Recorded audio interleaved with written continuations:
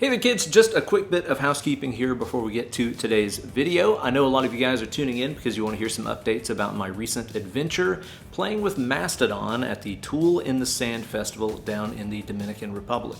It was an incredible experience. I can't wait to give you guys all the details and give you a rundown of what all gear I brought along for the journey. My gear is currently in transit back home right now from the fest, so hopefully whenever I get it back next week, I can make that video and give you guys the whole story. But in the meantime, enjoy today's video.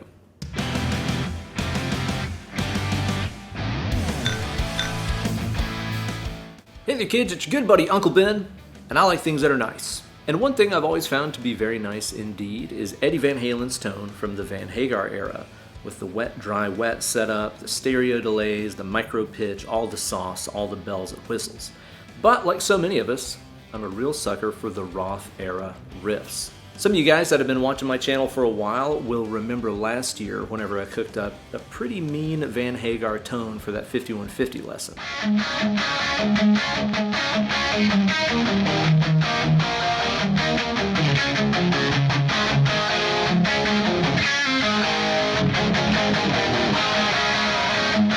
Sounds expensive, and it got me thinking, what would it sound like if we took that Van Hagar era tone and played some of the classic early Van Halen riffs through it?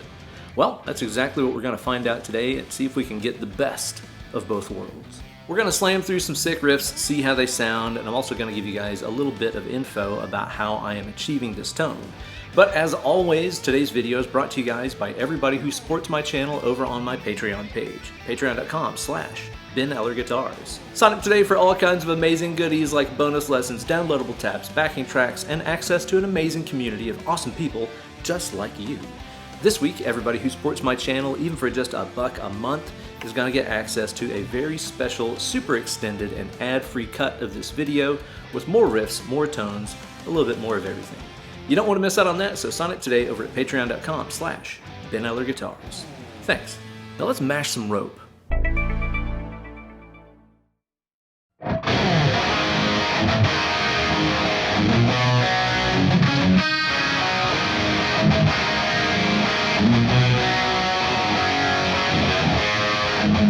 So that's the tone I'm using today, and I think it sounds pretty dope. It's not dead on though, because I'm not doing an exact wet, dry, wet setup. My good buddy Andy Wood did a video all about recreating that setup last year on his channel. Be sure to go check that out. I make a little appearance in there. I'm kind of doing some workarounds here. I'll talk about that later on. But the core of this tone is my made in Japan EVH Wolfgang here, which is incredible. And I'm playing that through the Soldano SLO100 Rackmount unit that came out recently.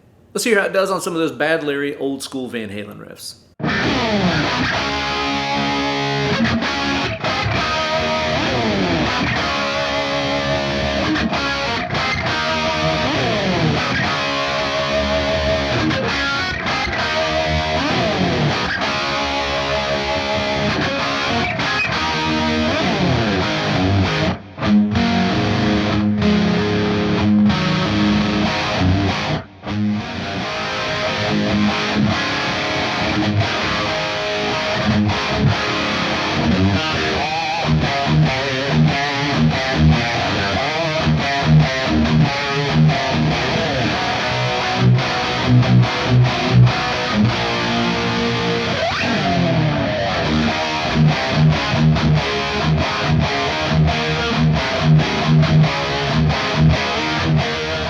Yeah, it's pretty sick. I'm going to add in a little bit more presence and treble on the amp just to get some more bite out of it. Let's see how that sounds.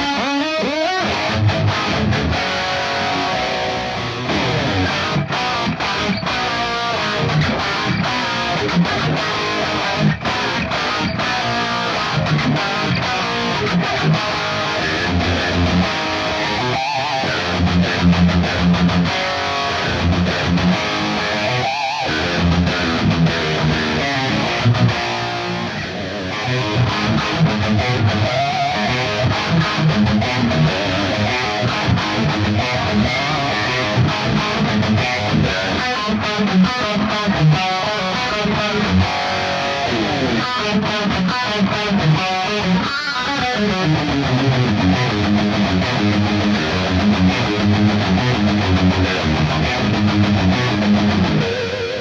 finding the ones that have a little bit more space in them, like the Running with the Devil riff, or the ones that we're used to hearing delay on, like Ain't Talking About Love, sound pretty sick with this tone. There's a lot of wetness going on. That stereo delay has got a pretty long tail on it. It's pretty big in the mix. But I think for some of those riffs, it works pretty good.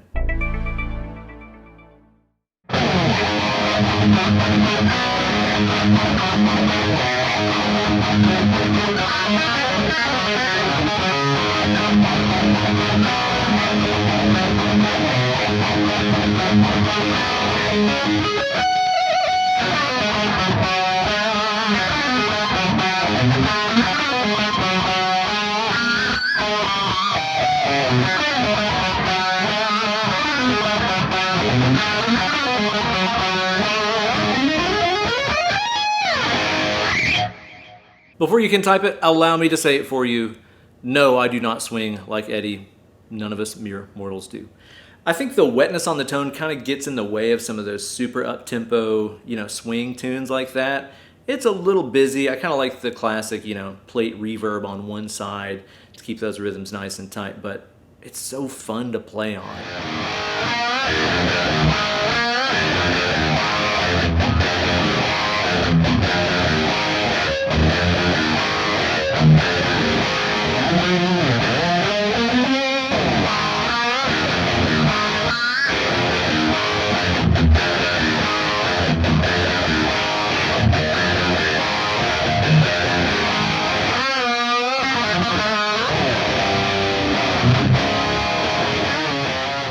I've always thought DOA was such a sick tune, probably the most underrated Van Halen B-side, in my opinion.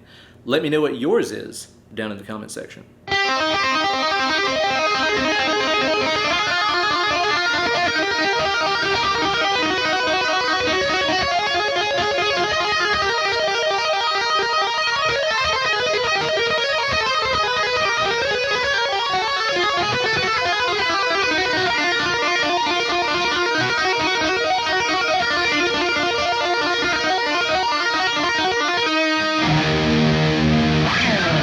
It's hard to beat the good old Phase 90 on that, but again, it's still pretty cool.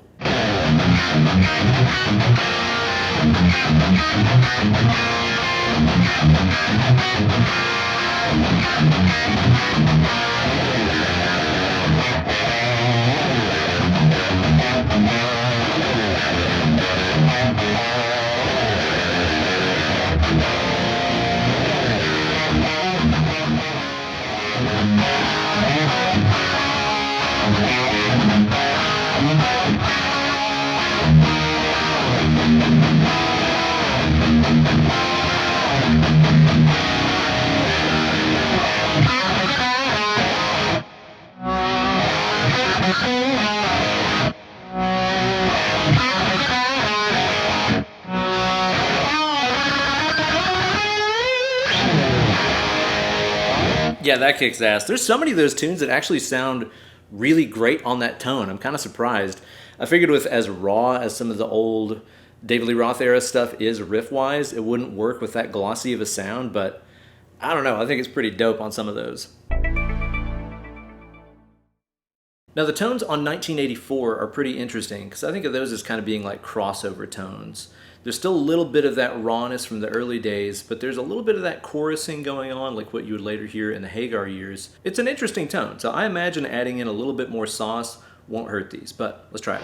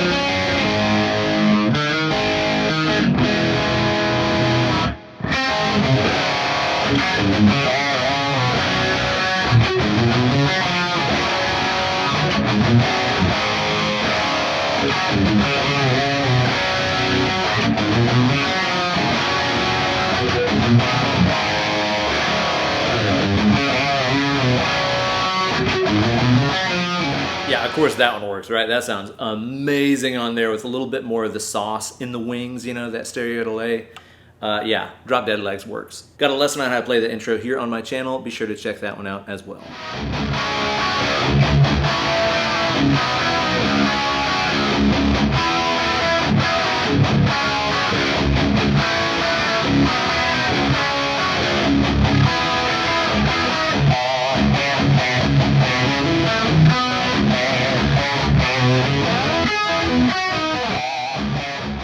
Okay, I gotta admit, I do miss hearing the flange on those chugs on that riff, but yeah, that one still sounds pretty sick too.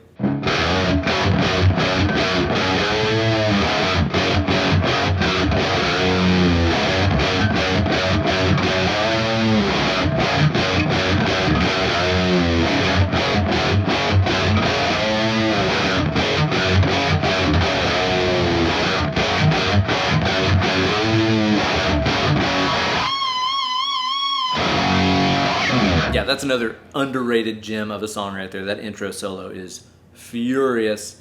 And I gotta say, that yeah that David does in the intro, yeah! That's the greatest recorded yeah in all of rock history. Tell me a better one in the comment section and I'll listen to it, but I don't think it gets any better.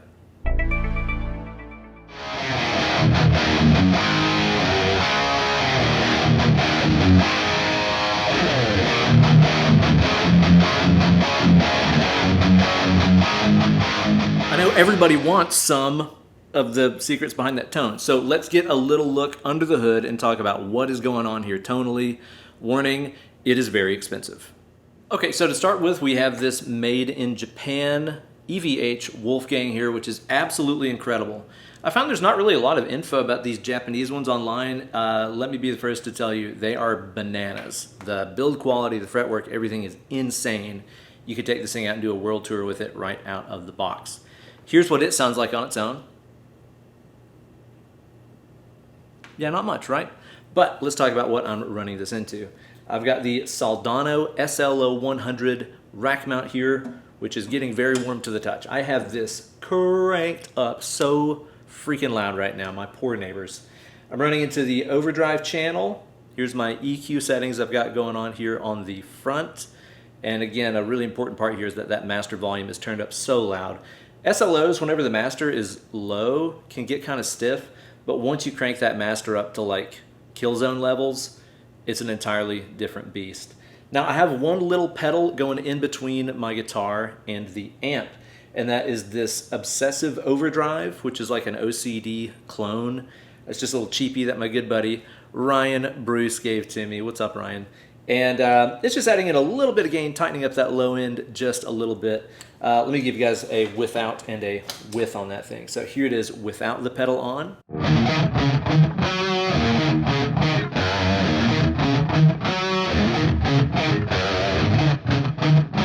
And here it is with the pedal on.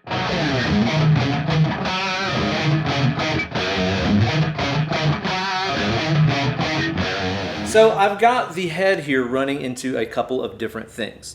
First thing it's going to is my UA aux, which is the heart of my studio, the most important thing that I have in here. It allows me to run all these beautiful tube amps at reasonable volumes right into my interface with speaker simulation, or to a live cab with power attenuation, which is part of the equation here too. Again, this is a cheat around a wet, dry, wet setup. That's hard to say. It's kind of a workaround for that. It's not a true impression of what he was doing with the tone here, but you're probably listening to this on a phone, so I'm gonna say it's probably close enough, right? So with the aux, there's a couple of interesting things going on here. Let's get a little bit more closely here so I can show you. So with the UA aux here, I can run the amp directly into my interface through a simulated speaker cabinet, which I'm using a British V30 kind of cab, and you can put two different mics on it and one room mic on it. The mics I've selected here are a Ribbon 160 and a condenser 414. I've got those both panned dead center, with the 160 a little bit louder because it's a bit brighter sounding. I've got a pair of stereo room mics in there to make it a little bit more lively. And there's another really important thing that the aux is doing here, which is the pitch shift kind of thing. Okay, check this out. I'm gonna turn it off. Here's what the tone sounds like without it.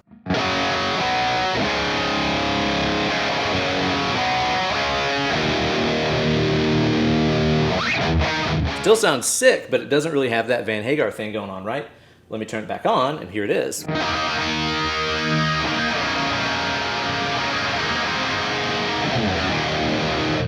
See, the mistake a lot of people make when trying to recreate this tone is they use a chorus, because they hear this as chorusing.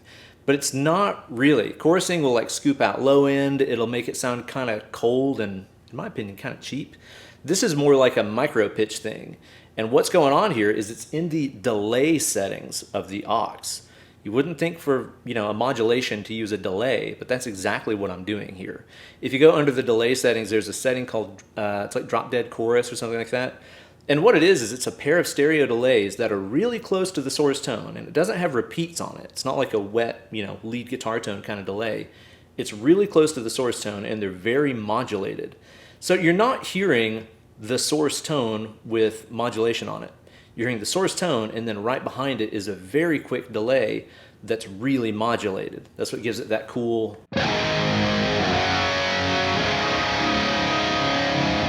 chorusy, wet sound like that without sounding like a cheap chorus pedal in front. It's pretty amazing. Now, I've got that for my wet tone, but then one of the secret weapons I'm doing here is with the aux. The cool thing is I can also run the amp into a live cabinet with power attenuation. So here under my desk, I have a 212 cab that's loaded with V30s. It's a cab by a company called Old Dog. It sounds pretty dang good to me. And I've got that going totally dry. So what you're hearing coming out of the cab, which is mic'd up with a 57, sounds like this.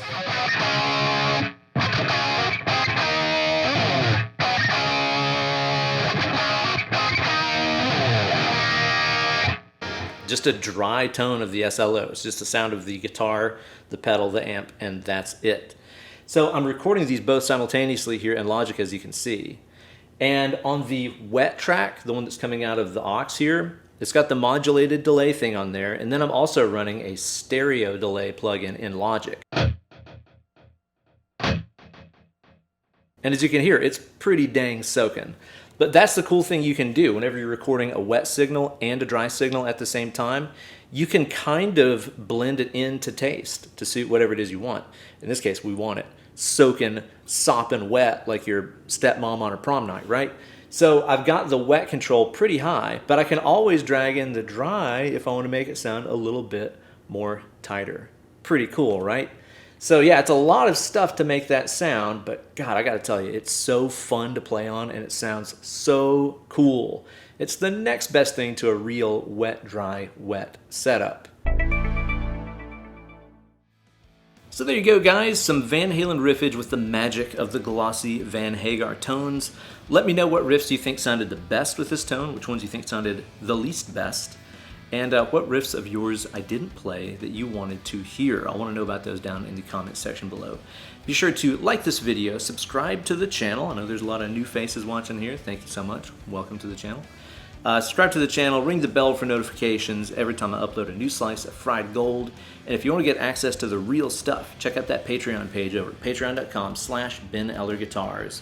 I'm uploading a super extended version of this video with way more of everything, and that's going to be accessible to everybody, even just the $1 a month subscribers. That's like less than a cup of coffee. You're not going to miss that, but you're going to miss out on the good stuff if you don't sign up today. I'll see you guys over there. Thanks so much for watching today's video. Be sure to stay tuned next week, hopefully for some Mastodon related content. That gig was magic. I can't wait to tell you guys about it. And yeah, it's gonna be a fun time. Get away from that computer machine, grab that rock guitar, and go mash some rope, guys. Less clicking, more picking.